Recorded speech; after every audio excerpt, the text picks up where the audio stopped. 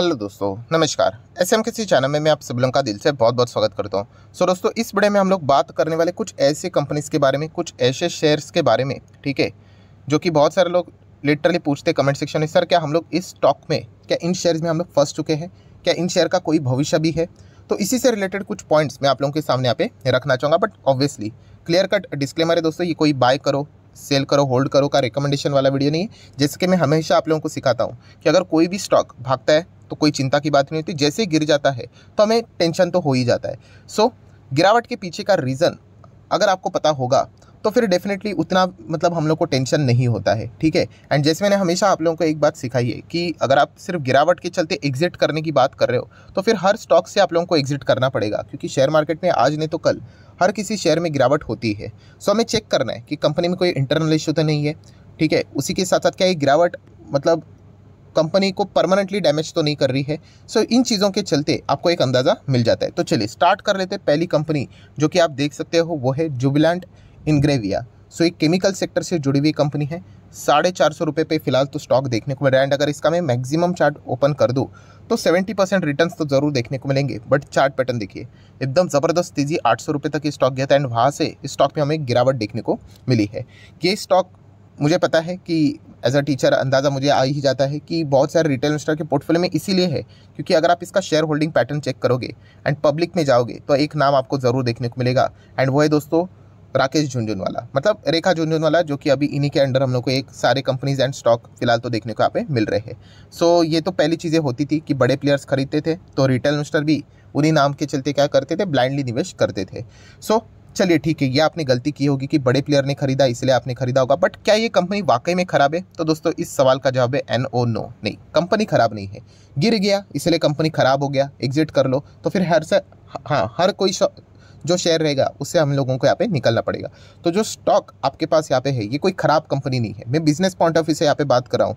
Plus minus चलता रहेगा, गिरने के लिए और भी गिर सकता है, बट येस कंपनी खराब नहीं, इतना तो मैं आप लोगों को यहाँ पे कह सकता हूँ। बट ये जो आपका बाइंग करने का जो तरीका है, ठीक है, ये जो स्टाइल है, जैसे मैं हमेशा कहता हूँ कि अगर मैं आपको ब्लैंक पेपर एक दे दूँ और पूछूँ कि ये शेयर आपने क्यों खरीदा है तो उसके पीछे का रीज़न आपको साफ साफ देना आना चाहिए, ठीक है। ये रीज़न नहीं होना चाहिए कि किसी बड़े प्लेयर ने खरीदा इसलिए मैंने भी खरीद लिया करके, ठीक है। कल बड़ा प्लेयर बेच भी सकता है, ठीक है। तो सबसे पहले ये जो स्टॉक था, स्टॉक तो खराब नहीं है, जिस कंपनी ये जो ग्रुप से बिलोंग करता है वो भी खराब नहीं है, इतना ही मैं आप लोगों को कहना चाहूँगा। नेक्स्ट अगर हम लोग बात करेंगे metropolis health care. Yes, metropolis health care की अगर हम लोग बात करें तो मैक्सिमम चार्ट पैटर्न ओपन करना चाहूँगा, आप चेक कर सकते हो। एक ज़बरदस्त तेज़ी स्टॉक में हम लोग को एक तरफा देखने को मिली, उसके बाद ज़बरदस्त गिरावट देखने को मिली है।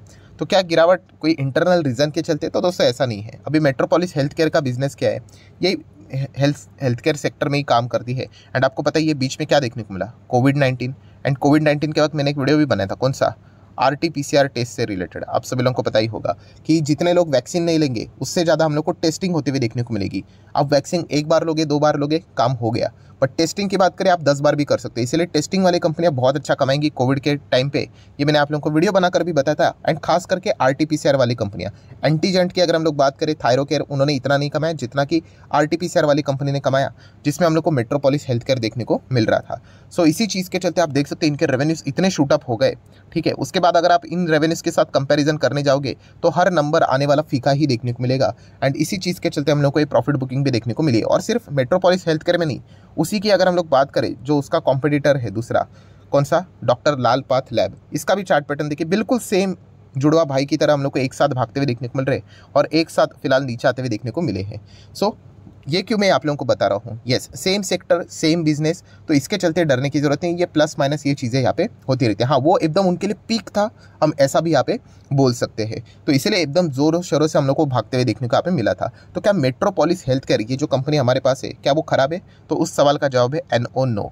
बोलते हैं ना कि कोई घटिया कंपनी आपने पोर्टफोलियो में नहीं रखी है। एंड अगर आप देखोगे शेयर होल्डिंग पैटर्न 50%, इंस्टीट्यूशंस भी 25% है, DS भी 13% देखने को मिल रहे हैं, ठीक है। तो कोई खराब कंपनी नहीं है, इतना तो मैं आप लोगों को यहाँ पे कहना चाहूँगा।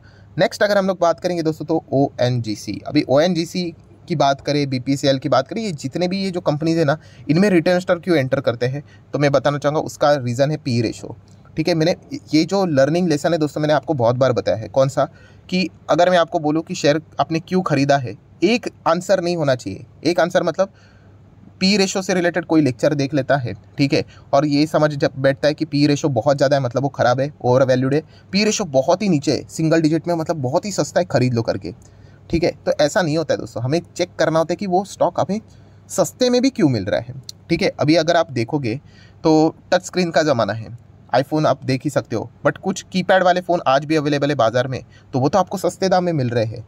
बट वो क्यों सस्ते दाम में मिल रहा है कि यस उसका अच्छा खासा डिमांड ही देखने को नहीं मिल रहा है। तो वैसे हम लोग को वो समझ में आना चाहिए कि कोई भी चीज़ सस्ती मिल रही है तो उसके पीछे कोई तो रीज़न तो होना चाहिए। हाँ, अगर रीज़नेबल चीज़ सस्ते दाम में अगर मिल जाती है, अच्छी चीज़ सस्ते दाम में मिल जाती है, दैट्स इट, वो अपॉर्चुनिटी होती है जो कि हम लोग को मार्केट की गिरावट में देखने को मिल जाती है। बट अननेसेसरली सिर्फ पी देख लिया, 5 का पी, 3 का पी, 6 का पी, 10 का पी, तो ऐसा मत करना दोस्तों, आप फंसी जाओगे करके। तो ओएनजीसी में मैं लिटरली आपको कहना चाहूँगा, यस आप यहाँ पे मतलब ये कोई वेल्थ क्रिएशन वाला कंपनी नहीं है। मतलब अगर आप ये देखोगे 5 साल का डेटा देखोगे तो आप ये आर्ग्यूमेंट ज़रूर करोगे, ऐसे बहुत सारे लोग आर्ग्यूमेंट करते हैं सर नीचे से देखिए यहाँ से यहाँ डबल हो गया। मतलब मैं आपको कैलकुलेट करके दिखाना चाहूँगा, आप चेक कर लो कितना रिटर्न हो गया, 133% के रिटर्न। सर आप बोलिए, देखिए अगर आप ऐसा बॉटम पकड़ कर कैलकुलेट करोगे ना तो फिर आपको पेनी स्टॉक में भी रिटर्न्स मिलेंगे। आप इसके मैक्सिमम चार्ट पैटर्न देख लेना, ओवरऑल अगर आप देखोगे तो इतना जोश नहीं है, ट्रेडिंग वाला स्टॉक है। बॉटम पकड़ कर कैलकुलेट करोगे तो हर वक्त प्रॉफिट दिखेगा ही दिखेगा। फिर ओएनजीसी क्या, फिर आरकॉम भी ओपन करके देख लेना, आरकॉम में भी अगर आप चेक करोगे तो ये देखिए, अगर उस हिसाब से आर्ग्यूमेंट करना है तो आप देख सकते हो, ये देखिए कितने रिटर्न्स बन रहे हैं। अगर मैं प्रॉपरली आपको थोड़ा सा दिखा दूँ करके तो लगभग 500%, ये देखिए 500% के रिटर्न्स बन रहे हैं। तो क्या इसका अर्थ ये है कि ये वेल्थ क्रिएटर है करके? ऐसा बॉटम पकड़ करके, हाँ ऐसा देखकर तो समझ में आएगा कि 500% बने करके, बट क्या इसमें हम लोग बड़ा पैसा डाल सकते हैं? नहीं ना। तो थोड़ा प्रैक्टिकल लॉजिकल हम लोग को यहाँ पे जाना चाहिए, राइट। ऐसा बॉटम पकड़ कर कैलकुलेट करेंगे तो हर किसी कंपनी में 1 रुपया वाला शेयर में भी आप लोगों को ये सारी चीज़ें देखने को मिल जाएगी, ठीक है। तो ओएनजीसी की अगर मैं बात करूँ दोस्तों, तो कंपनी मतलब ये नहीं है कि ख़राब है करके, कोई फ्रॉड है करके, बट प्राइवेट प्लेयर ने पूरा इनका मार्केट भी खा के यहाँ पे रखा हुआ है और कुछ इतना खास बिजनेस इनका भी चल नहीं रहा है। प्लस सरकारी कंपनी से बहुत स्लो डाउन्स देखने को मिल जाते हैं, तो ये पॉइंट हमें पता होना चाहिए, ठीक है। तो उसमें मतलब वेल्थ क्रिएशन के चांसेस नहीं है, मैं इतना यहाँ पे आप लोगों को कहना चाहूँगा, छोटा मोटा जंप आता रहेगा। Then what about Endurance Technologies? तो ये जो कंपनी है दोस्तों, अगर आप देखोगे इसका मैक्सिमम परफॉर्मेंस अभी तक कैसा रहा है, ठीक है देखने को मिल रहा है, वॉलेटिलिटी यहाँ पे रहती है। आ जाते हैं सबसे पहले मेन मुद्दे के ऊपर, क्या ये कंपनी खराब है, वाहियात है? तो वाहियात नहीं है। मतलब वाहियात मतलब क्या, कभी कभी हम लोग बोलते हैं ना एकदम घटिया कंपनीज ही अपने पोर्टफोलियो में रख लेते हैं, जिनका मतलब आप कोई 10 साल 20 साल भी होल्ड करो तो कोई भी फ्यूचर नहीं है। तो हाँ, तो उस कैटेगरी में ये कंपनी तो आती नहीं है कि इतनी बुरी है करके। सो ये ऑटो एंसेलरी सेक्टर में आते हैं, एंड यहाँ पे ऑप्शन आपको बहुत अच्छे अच्छे अवेलेबल है, जैसे कि ट्यूब इन्वेस्टमेंट है। आप चाहो तो उनो मेंडा जैसे कंपनीज को स्टडी कर सकते हो, सोना कॉमस्टार जैसी कंपनी को चाहो तो स्टडी कर सकते हो, ठीक है। सो ये कंपनी भी देखा गया, तो जिसके पास भी कोई खराब परफॉर्मेंस नहीं है। हाँ, बीच बीच में हम लोग को झटके थोड़े बहुत देखने को यहाँ पे मिले थे, क्योंकि कुछ कंपनीज ने डील साइन किए थे जिसका वैल्यूएशन के चलते थोड़ी सी अनबन देखने को यहाँ पे मिली थी, जितना पैसा आना चाहिए था वो कम आते हुए देखने को मिला।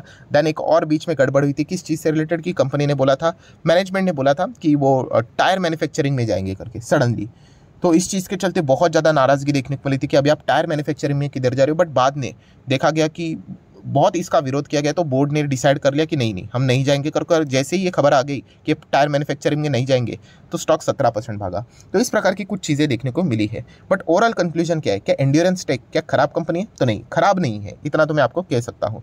Then what about SpiceJet? SpiceJet तो सर मैं इसके ऊपर इतने वीडियोस बना चुका हूँ, ठीक है। मेरा कोई पर्सनल इशू नहीं है इस कंपनी से, but business point of view से मैं बात कर रहा हूँ दोस्तों। अगर आपने यहाँ पे टॉप लेवल पे खरीदा, हाँ आप फंस चुके हो, क्योंकि बिजनेस धंधा ही ढंग से नहीं चल रहा है। मैंने कितनी बार वीडियो बनाया, एंड स्पाइसजेट में भी लोगों ने क्यों निवेश किया उसके पीछे का भी रीज़न मुझे पता है, राकेश झुंझुनवाला, ठीक है। मैं कोई राकेश झुंझुनवाला सर को यहाँ पे ब्लेम नहीं कर रहा हूँ, हर कोई अपने अपने हिसाब से यहाँ पे निवेश करता है, पैसा कमाता है। अभी उनका 1 लाख 7.5 लाख बन गया था, ठीक है, 4 साल के अंदर अंदर। कौन सा? वही स्पाइसजेट से रिलेटेड स्टोरी थी। एंड रिटेल इन्वेस्टर तो आपको पता ही है, स्टोरी सुनकर निवेश कर लेते हैं, तो ऐसा बिल्कुल भी नहीं करना होता। ये हमें वापस एक और बार सेकंड बार एग्जाम्पल देखने को मिल रहा है। एंड स्पाइसजेट अगर आप देखोगे ये लोअर लो काटते ही जा रहे, कोई इसमें मतलब जोश ही नज़र नहीं आ रहा है दोस्तों। सर्वाइवल मोड पे ये स्टॉक हम लोग को देखने को मिल रहा है। बीच बीच में ऐसे डबल होते रहेंगे दोस्तों, उसमें कोई बड़ी बात नहीं है। बट येस, अगर आप बहुत बड़ा वेल्थ क्रिएशन का सपना देख रहे हो इसमें कि 27 का 270 हो जाएगा, बहुत मुश्किल है, बहुत मतलब बहुत ही मुश्किल है, ठीक है।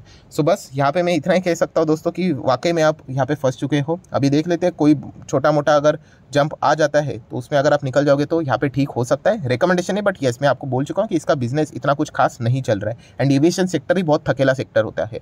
देन आरती इंडस्ट्री में भी अच्छी खासी गिरावट देखने को मिल रही है। क्या ये कंपनी खराब है? बिल्कुल भी नहीं। आरती इंडस्ट्री जैसी कंपनी में क्या दिक्कत हो सकती है? बिल्कुल। सिर्फ यहाँ पे हम लोग को क्या देखने को मिला, इन्होंने बहुत अच्छा खासा कैपेक्स किया था। जिस हिसाब से डिमांड आना चाहिए था वो यूरोपियन मार्केट से थोड़ा सा स्लो डाउन देखने को मिल रहा है पिगमेंट्स एंड डाइज में, तो इसके चलते वो थोड़ा सा उनको बिजनेस नहीं मिल रहा है। तो आने वाले समय में नंबर्स थोड़े पुअर आएंगे। इसी चीज़ को पहले ही मार्केट ने एंटिसिपेट कर लिया है एंड गिरावट होते हुए देखने को यहाँ पे मिली है। सो कोई वाहियात कंपनी नहीं, ये तो हम लोग को पता ही है।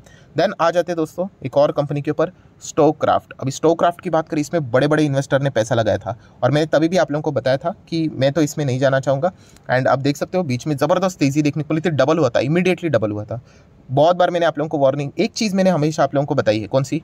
एक चीज़ करो, DRHP। यस, अभी अभी IPO आया था ना इसका, DRHP ओपन करो एंड मैनेजमेंट के बारे में थोड़ा सा पढ़ने की कोशिश करो। ईजिली समझ में आएगा, जो इंटरेस्टेड होगा उसको सारी चीज़ें समझ में आ जाएगी कि मैं एग्जैक्टली क्या बोलने की कोशिश कर रहा हूँ। बहुत सारे आरोप इस कंपनी के मैनेजमेंट के ऊपर हम लोग को लगते हुए देखने को मिले। ऑब्वियसली आरोप लगाना इसका अर्थ ये नहीं कि आरोप सिद्ध होना होता है करके, बट येस ये एक चीज़ हम लोग को ज़रूर देखने को मिल जाती है। सो बहुत सारे केसेस भी हैं, वो चाहो तो आप उनको स्टडी यहाँ पे कर सकते हो। देन आ जाते हैं आखिरी स्टॉक के ऊपर जिसका नाम है TTML। सो TTML क्या हम फंस चुके हैं सर? तो ऑब्वियसली TTML ये कंपनी कोई खास कंपनी तो है नहीं। देखिए अगर रिटर्न बन रहे इसीलिए वो खास हो गई, ठीक है, तो ऐसा हर कोई पेनी स्टॉक भगाया जाता है। ठीक है, सबसे इंपॉर्टेंट चीज़ क्या होती है? यस, तेज़ी टिकना, ये सबसे इंपॉर्टेंट होता है। अगर ये स्टॉक अच्छा होता तो थोड़ा सा ही करेक्शन होता, यहाँ तक चल लेता। ठीक है, ये तो सीधा नीचे ही आ गया। एंड हम लोगों बैलेंस शीट देखते, PNL देखते, कंपनी का जो लोन का इंटरेस्ट ही है, ठीक है, फाइनेंस कॉस्ट ही है, वही कंपनी के प्रॉफिट से ज़्यादा है, अर्निंग से ज़्यादा है। प्रॉफिट क्या रहेगा? तो इसके चलते कंपनी लॉस में रहती। तो ऐसे लॉस वाली कंपनी में इतने ज़बरदस्त तेज़ी क्यों? Obviously bull run, and bull run का फ़ायदा कौन उठाते हैं? मस्त तरीके से ऑपरेटर्स यहाँ पे उठाते हैं। उनको पता ही है कि रिटेल इन्वेस्टर आएंगे, टाटा का भी नाम जुड़ा हुआ है, तो ब्लाइंडली निवेश करेंगे एंड पंप एंड डंप के लिए तो बहुत ही आसानी से ये चीज़ें यहाँ पे मिल जाएगी। सो यही चीज़ के चलते मतलब जिन्होंने भी टॉप लेवल पे खरीदा है उनको एक ही काम करना है लिटरली, फिर उनको भगवान को ही आवाज़ लगाना पड़ेगा कि वापस बुल रन आ जाए एंड ऑपरेटर इसको ऊपर लेके चला जाए। क्योंकि खुद में अगर हम लोग बात करें, बोलते हैं ना कंपनी की खुद का पोटेंशियल होता है, वो पोटेंशियल इस कंपनी में नहीं है। ठीक है, ऑपरेटर अगर लेकर चले जाएंगे वो एक अलग बात होती है, फिर वो वापस क्या करेंगे, कभी ना कभी डंप करेंगे। ठीक है, ये चलता रहेगा। बट अगर हम लोग बात करें खुद के दम के ऊपर ये इतना ऊपर जा सकता है, तो उसके चांसेस ना के बराबर है, क्योंकि बहुत भारी कर्जा आज भी इस कंपनी के ऊपर देखने को मिला। हाँ, अगर ये कर्जे से रिलेटेड कुछ चीज़ें सॉर्ट आउट कर देते हैं फिर देखा जाएगा, क्योंकि फिर उनके आने वाले नंबर में सुधार हो सकता है। बट अभी तक ऐसी कोई चीज़ होती हुई देखने को नहीं मिली है। सो तब तक अगर हम लोग बात करें लिटरली आपको यहाँ पे मतलब लक का ही सहारा के साथ यहाँ पे आगे बढ़ना पड़ेगा। तो आशा करता हूं दोस्तों वीडियो हेल्पफुल लगा होगा, तो जरूर लाइक एंड शेयर कर देना। एंड डीमैट अकाउंट अगर आपने अभी तक ओपन नहीं किया है तो लिंक नीचे डिस्क्रिप्शन में 25 वीडियो की लिस्ट भी आपको बिल्कुल फ्री ऑफ कॉस्ट मिल जाएगी। आपका नाम, कौन सा अकाउंट आपने लिंक के थ्रू ओपन किया है, प्रॉपर्ली कमेंट सेक्शन में मेंशन कर देना। तो हफ्ते भर के अंदर अंदर सारे लेक्चर्स मेरे साइड से फ्री ऑफ कॉस्ट प्रोवाइड कर दिए जाएंगे ताकि आप शेयर बाजार को आसान भाषा से सीख सको। So that's it, thank you very much दोस्तों, we will be meeting our next video. तब तक के लिए बाय बाय।